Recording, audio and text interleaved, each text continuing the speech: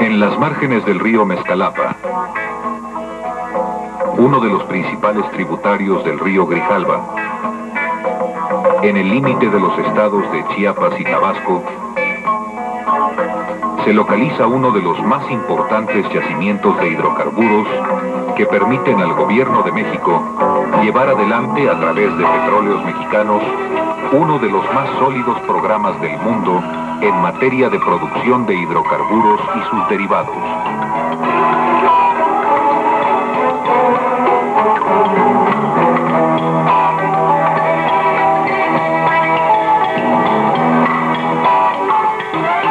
Para aprovechar este yacimiento, ha sido necesario llevar a cabo una intensa labor de perforación. Con tal propósito, en agosto de 1980, se habían instalado y se encontraban trabajando un total de 24 equipos en las cercanías del Puente San Manuel, contiguo a la población tabasqueña del mismo nombre.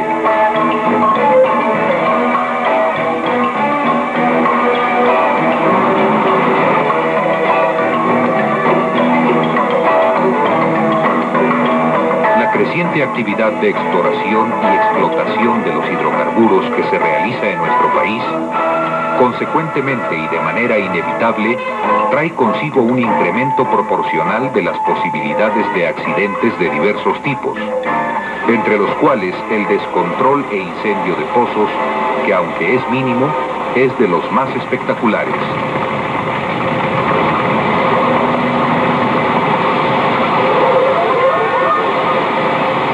Una situación de esta naturaleza se presentó en el Pozo Giraldas 22, la madrugada del 12 de agosto de 1980.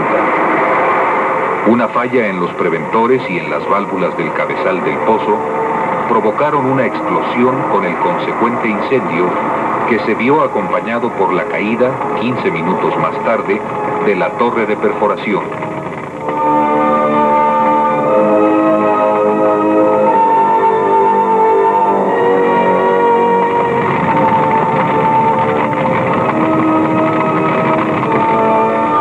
El personal responsable del pozo, ante la imposibilidad de controlar el incendio, dio aviso inmediatamente a los cuerpos especializados de Petróleos Mexicanos, los cuales, con la mayor rapidez posible, enviaron personal que por la mañana hizo una evaluación de la magnitud del siniestro e inició diversos preparativos para combatirlo.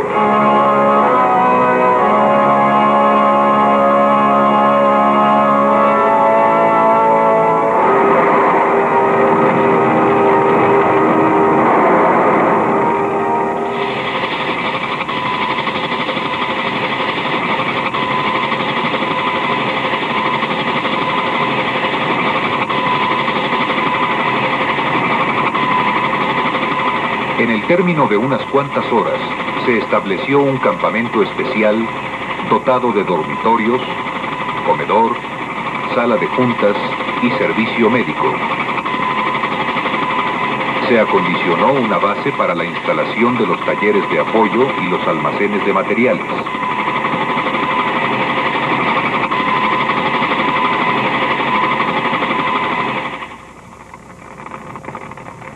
En esta plataforma se efectuaron los trabajos de soldadura, el armado de mamparas protectoras y la reparación de motores, entre otras tareas.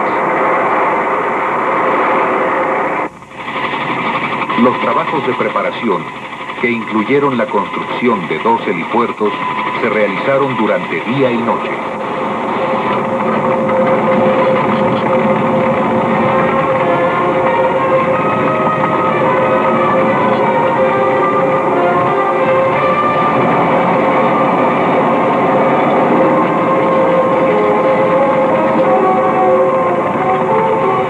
Fue necesario construir 2 caminos de acceso al área contigua al pozo.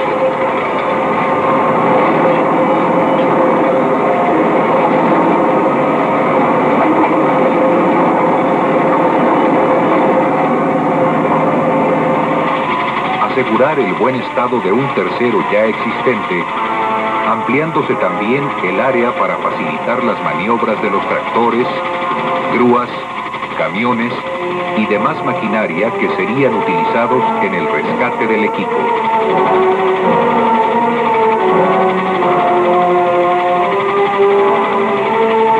Para asegurar el mejor manejo posible de la situación, Petróleos Mexicanos contrató los servicios de la firma especializada Red Adair, y con el equipo de técnicos y trabajadores mexicanos se elaboró el programa de control del pozo.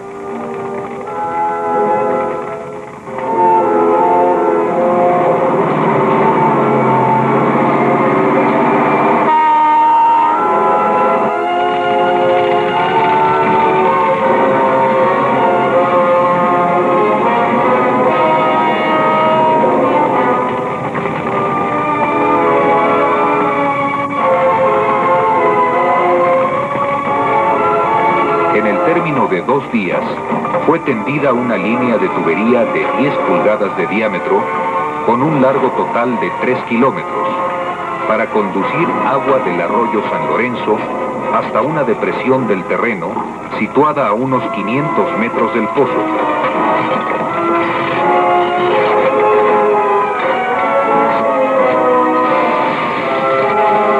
La cual fue habilitada para almacenar un considerable volumen de agua para abatir un poco el calor mediante una cortina protectora. Los tractores destinados a las maniobras de remoción de escombros fueron equipados con mamparas protectoras y otro tanto se hizo con los monitores contra incendio.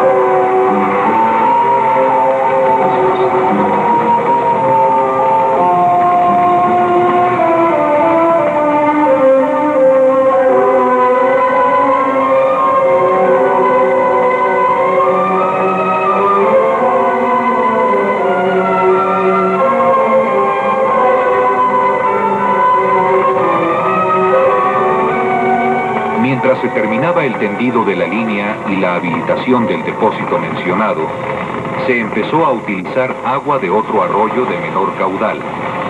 Los equipos monitores comenzaron a arrojar agua al área del incendio con el propósito ya mencionado de abatir la temperatura y permitir la operación de los tractores para el rescate del equipo de perforación.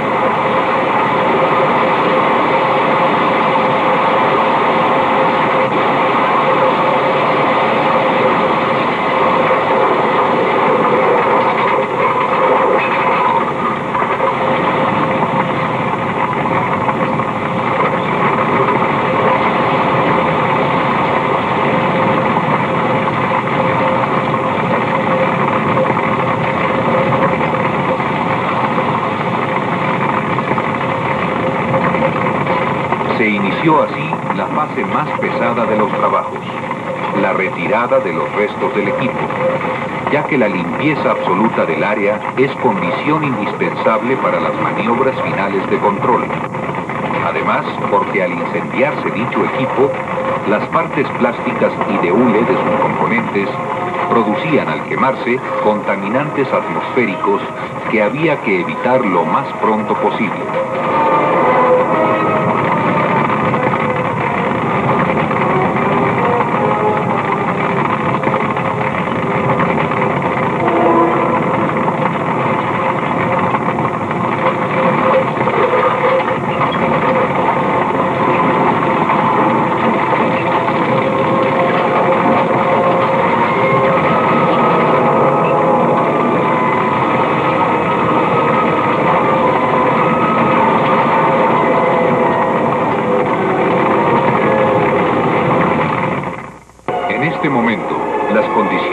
eran sumamente desfavorables, porque al ocurrir el accidente, se había doblado el tubo de perforación que dirigía el flujo incendiado hacia la zona donde tenían que concentrarse la mayor parte de las maniobras.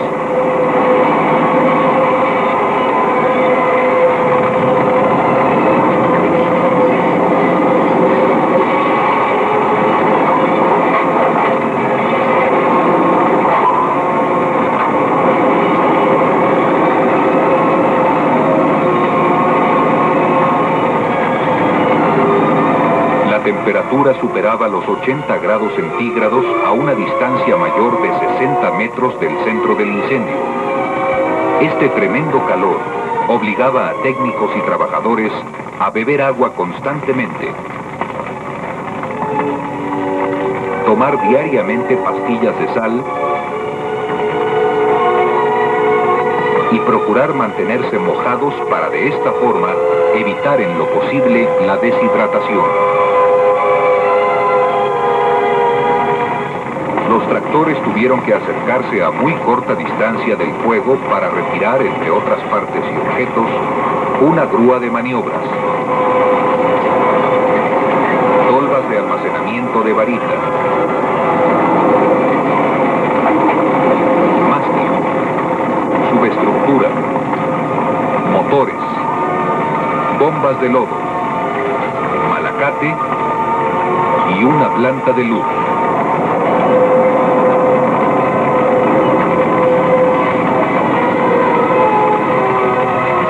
Todas estas maniobras, realizadas en medio de condiciones sumamente desfavorables, a las que en diversos momentos se sumó la lluvia, requirieron de una gran precisión, además de un considerable valor humano.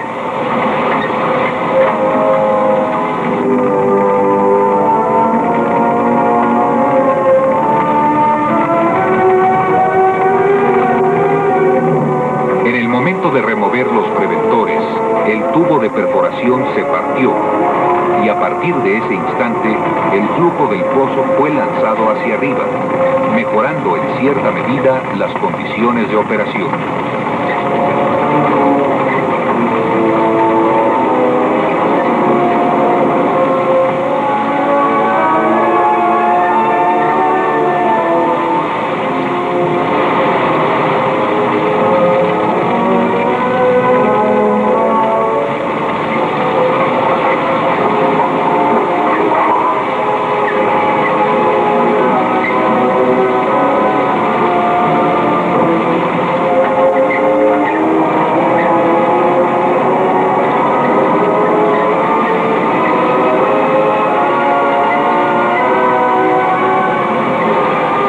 Después de 2 días, la totalidad de la superestructura había sido retirada y era necesario pasar a la parte más difícil y peligrosa de la limpieza: la remoción de la subestructura de la torre de perforación, maniobra que requería de un alto grado de precisión que obligaba a efectuarla a muy corta distancia del centro del incendio.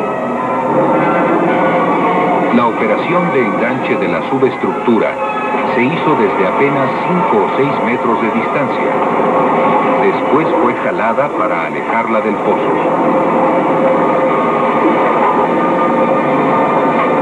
En el curso de esta parte de los trabajos de limpieza se provocó un vacío y como consecuencia el fuego se extendió en forma horizontal, llegando hasta los monitores. La temperatura ambiental pasó de 80 a 100 grados centígrados, incendiándose la vegetación circunvecina, así como el pantano en donde se había acumulado aceite proveniente del pozo descontrolado, por lo cual fue necesario distraer un poco la labor de limpieza para apagar lo antes posible este nuevo incendio.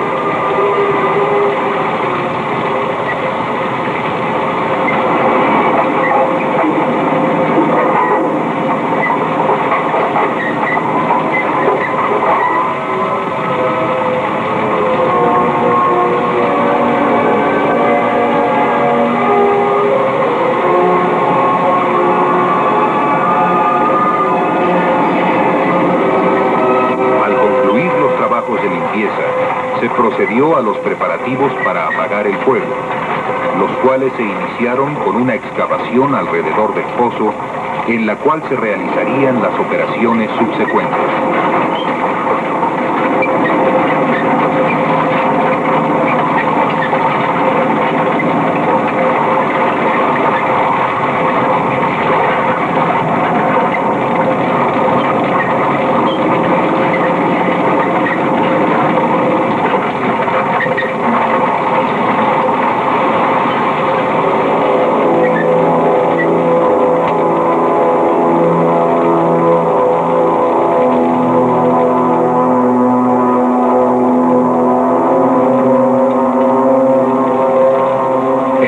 Final de esta etapa, fue necesario detonar sobre la boca del pozo una carga de 180 kilogramos de dinamita con aislante colocados en un recipiente adaptado para el caso.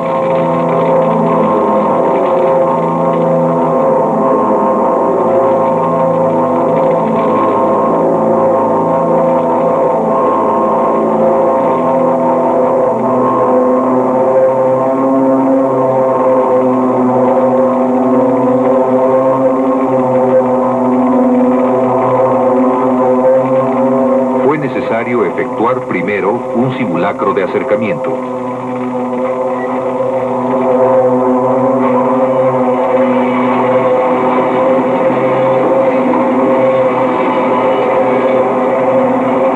Esta maniobra, sin duda la más delicada de todo el conjunto, falló en el primer intento.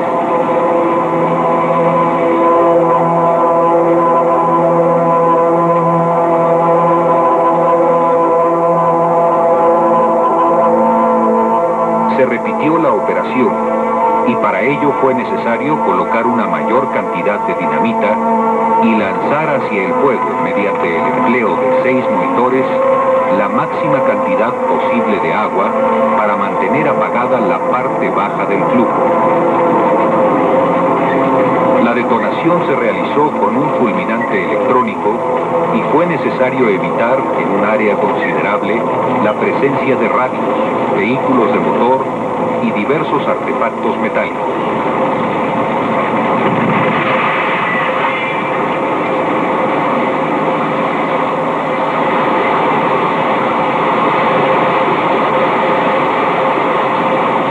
La explosión originó un vacío y por lo tanto la ausencia de oxígeno apagó el fuego, quedando únicamente el chorro de gas.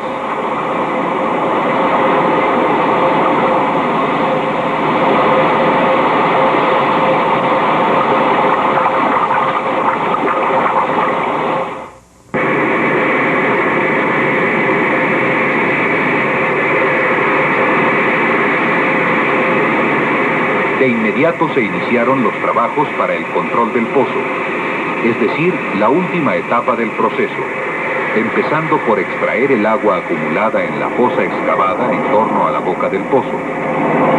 Posteriormente, esta fosa debió ser ampliada hasta llegar a una profundidad de 3 metros para realizar la instalación de los implementos de control.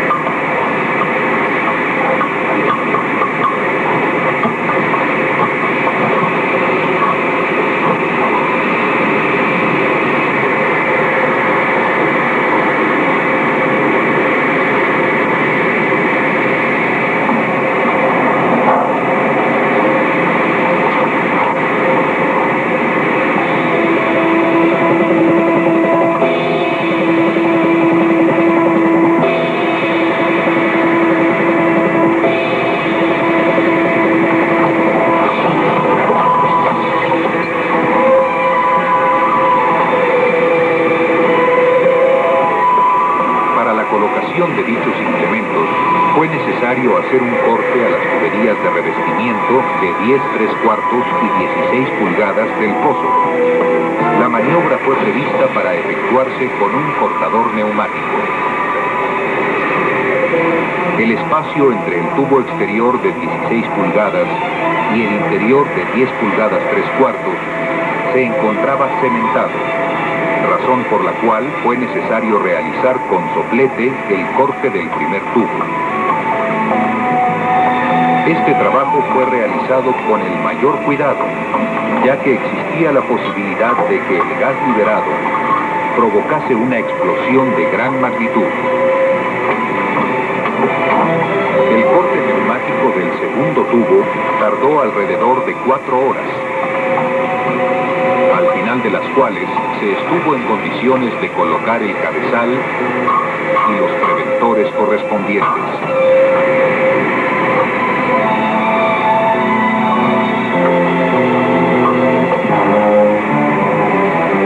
Antes de su instalación, estos fueron minuciosamente revisados y probados en el taller de salvamento. Esta maniobra no se vio exenta de peripecias, pues en el primer intento por situar el cabezal se rompió la pluma de la cual pendía, haciéndose necesario el uso de una grúa de 100 toneladas.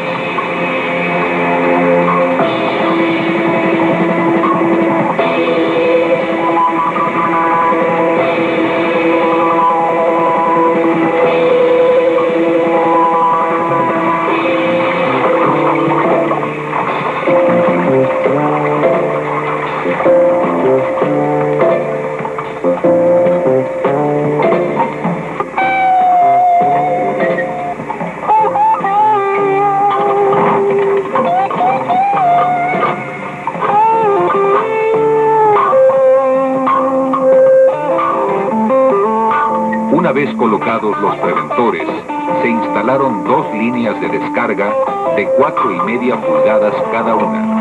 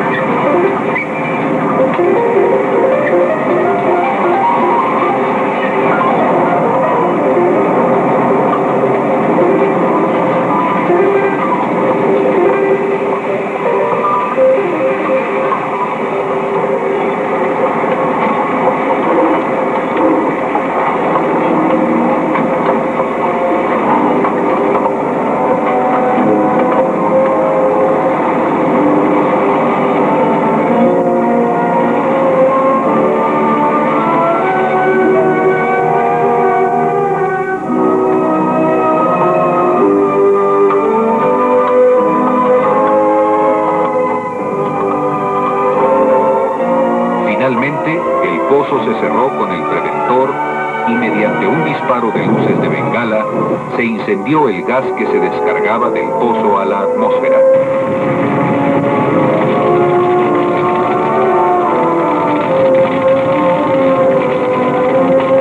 Al iniciarse la combustión distribución del gas liberado a través de las líneas mencionadas, que en esta forma se convirtieron en quemadores, el pozo Giraldas 22 había quedado definitivamente bajo control.